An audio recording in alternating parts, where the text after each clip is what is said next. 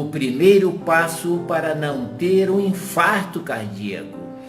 Olha, se eu perguntar para você, quantas pessoas você sabe, você conhece, que este ano tiveram infarto cardíaco? Entre amigos, familiares, conhecidos, pessoas famosas, e algumas até morreram. Eu sei de mais de 20 pessoas. Então é uma situação, nós estamos tratando de uma situação que tem essa gravidade. É a doença que mais mata. Mas o que é o infarto cardíaco, ou popularmente chamado ataque do coração, que é na medicina chamado do infarto agudo do miocárdio? É uma obstrução da artéria coronária. Artérias coronárias são as artérias que irrigam o coração, né? As paredes do coração, os músculos do coração. Então, à medida que uma artéria é obstruída, falta oxigênio para aquela área que ela irrigava. E, consequentemente, acontece a morte daquela área irrigada, que deixou de receber oxigênio. Acontece a necrose daquela área comprometida. E dependendo da extensão dessa área, se é uma área grande ou uma área pequena, nós vamos ter a gravidade ou não do infarto. É claro que infarto cardíaco é sempre uma condição grave, pode ser até uma condição fatal, dependendo de quê? Do calibre dessa artéria obstruída. Ora, se é uma artéria maior, à medida que ela obstrui, uma área maior da musculatura do coração é perdida, entra em necrose, deixa de receber oxigênio, automaticamente corre maior risco da parada do coração. Então é o chamado infarto fulminante. Agora, qual a base dessa obstrução? A base dessa obstrução é um processo inflamatório da camada interna da artéria, chamada endotélio. Essa inflamação acontecendo requer o depósito de gordura e de substâncias para cicatrizar essa inflamação. E é isso que vai formando a massa, chegando até a uma obstrução total e a ocorrência do infarto, né? Então vejam que coisa interessante. Na base do infarto é um processo inflamatório, que na verdade é a base de todas as doenças. Isso é importante porque há como nós evitarmos que o nosso corpo se mantenha nesse estado inflamatório. As causas desse processo inflamatório nós vamos ver em outras oportunidades, não é a nossa meta agora. No Brasil, são mais de 100 mil mortes por ano de infarto cardíaco. No mundo, mais de 7 milhões. Né? Então, é muito importante nós nos programarmos melhor para a prevenção, para evitar que o infarto aconteça. Bom, enfim, qual é o primeiro passo que eu quero chamar a atenção para não ter infarto agudo do miocárdio? É saber qual a situação atual de suas artérias coronárias. É preciso saber para não ser surpreendido pelo infarto, né? Para não estar vivo para contar a história. Os outros vão contar, olha, morreu de repente, subitamente, infarto fulminante, né? Esses infartos fulminantes acontecem porque havia uma obstrução importante, e a pessoa não se deu conta, não diagnosticou, não sabia que tinha, ou sabia que tinha um pouco, mas não tanto. Então, é essa condição de obstrução total que vai gerar o infarto, especialmente o infarto que mata. Então, qual é o primeiro passo para não ter esse infarto cardíaco, para não morrer subitamente, que é a maior causa de morte das pessoas? Procure ver qual a situação das suas artérias coronárias. Procure ver. Isso é a base. É claro que ao lado disso, mas eu não quero chamar tanta atenção para esse aspecto hoje, ao lado desse ver como estão as suas coronárias, existe, eu não posso deixar de dizer, comece já a evitar essas coisas que geram infarto. É claro que já comece a fazer isso, mas enfim, procure ver como estão suas artérias.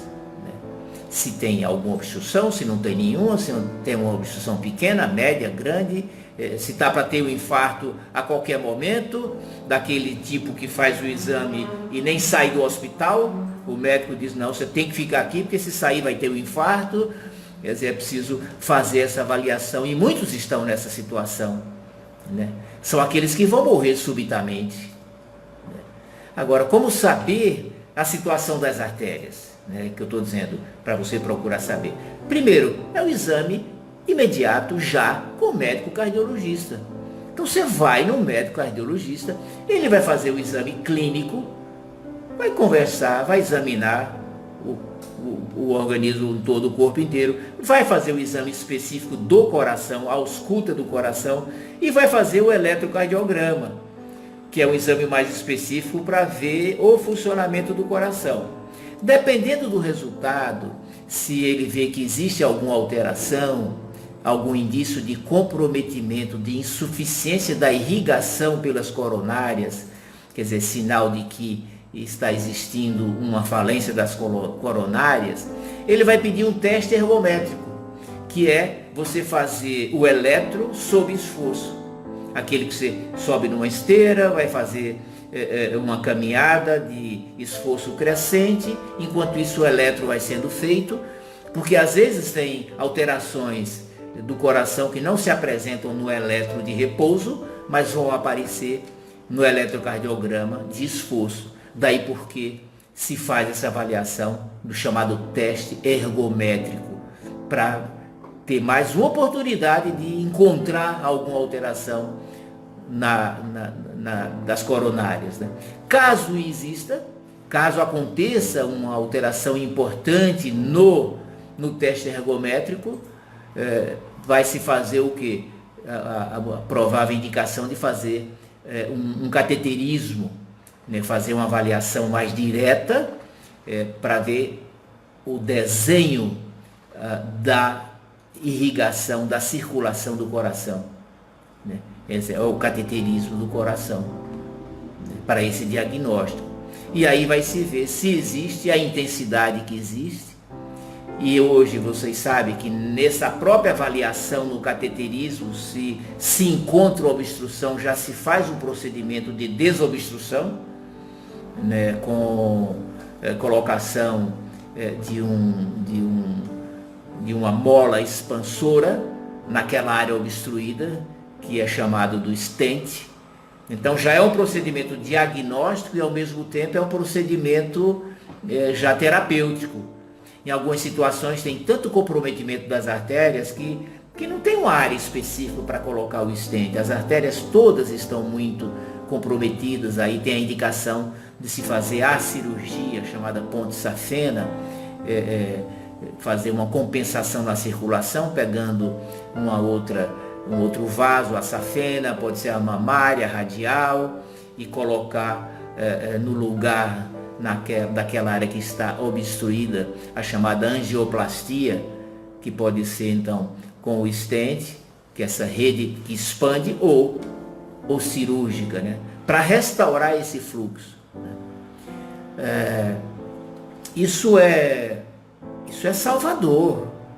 Quer dizer, aquela pessoa que, se não tivesse feito esse procedimento, teria o infarto em alguns dias ou até em algumas horas. Né? Agora, de novo, veja a urgência, a seriedade do que eu estou dizendo.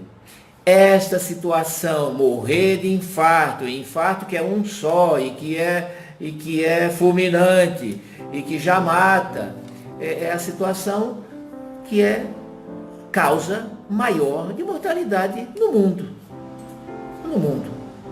Agora, de novo, se eu sou sedentário, obeso, me alimento mal, estressado, tenho pressão alta, tenho diabetes, eu vou ficar esperando o quê? Quer dizer, quem está nessas condições vai ficar esperando o quê? O infarto acontecer. É o que muita gente faz, né? Então, essa conversa de hoje é para isso, né? Ter o primeiro passo para não ter infarto cardíaco. Quer dizer, faça um diagnóstico, né, dessa situação das suas coronárias, com essa condição que começa na consulta com o cardiologista. Consulta clínica, eletrocardiograma de esforço, cateterismo e, se preciso, um procedimento de desobstrução, né? É fundamental que, ao lado dessa preocupação diagnóstica, a pessoa já se coloque no propósito de mudar de vida. Mas a pessoa está dentro de hábitos, de práticas, de um estilo de vida que provoca o infarto cardíaco, né? Que está ali obstruindo as artérias progressivamente, gerando esse alto risco. Então é natural que você, ao mesmo tempo, como eu estou dizendo, que já se programe para fazer essa avaliação, né, que já comece a ter atitudes de mudar de vida, de mudar essas condições que são as condições de risco, né? Porque eu também preciso dizer para vocês que só essas práticas são capazes de desobstruir esse comprometimento coronário, né? Mas numa situação grave, numa obstrução intensa, o médico não tem segurança para dizer não façam cateterismo e vamos só fazer o tratamento clínico, vamos mudar a alimentação, né? Porque não se tem nem segurança se a pessoa vai fazer tudo direito. Não basta estar com colesterol normal, isso é uma advertência que eu quero fazer, porque muita gente usa somente esse parâmetro, né? Faz o exame de colesterol, não, está controlado, está normal, mas está tomando remédio para o colesterol, que é um controle artificial, e aí se contenta com isso. Mas olha, um pouco mais da metade das pessoas que morrem de infarto, morrem com colesterol normal. Não viram isso?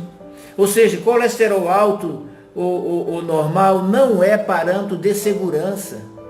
O problema não é o colesterol. Então ninguém se iluda achando que está tudo bem, porque o exame de colesterol está bom. E a pessoa continua sedentária, obesa, se alimentando mal, estressada, com todas as condições para ter um infarto. Com alteração de circulação, com problemas inflamatórios, com inchações no corpo e achando que está tudo bem. Então, não basta isso, é preciso eliminar essas condições, que são as condições, eu digo que são o alarme tocando, né?